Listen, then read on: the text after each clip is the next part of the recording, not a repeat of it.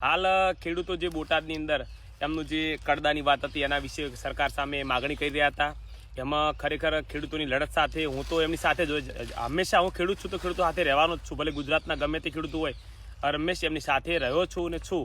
પણ જે ખેડૂતો ઉપર જે લાઠીચાર્જ થયો છે એમાં જે નિર્દોષ ખેડૂતોને ખૂબ નુકસાન થયું છે, લાગ્યું છે, તો એના માટે ખૂબ હું દુઃખની લાગણી અનુભવું છું.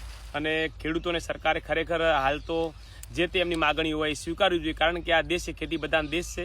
ખેડૂત હશે તો જ શહેરોમાં પૈસા આવશે અને તો જ આ બધું ચાલતું હોય છે. એટલે ખેતી પ્રધાન દેશ હોવાને લીધે હું તો માનું છું કે ખેડૂતોને માન સન્માન ના આપો તો કંઈ નહીં, પણ ખેડૂતો ઉપર લાઠીચાર્જ ના કરો. અને ખેડૂતોને પણ વિનંતી કરું છું કે કોઈ નેતાઓના વાદે ચડી અને કોઈ ખોટા આંદોલન ના કરતા, નહીતર નેતાઓ ક્યારે જતા રહેશે અને તમે તારીખ ઉપર એમ તૂટી જશો. માટે કોઈની વાદે ચડી અને કોઈ એવું કોઈક હું તો કોઈ સરકારી પ્રોપર્ટીને નુકસાન થાય એવું કોઈ કામ ના કરતા.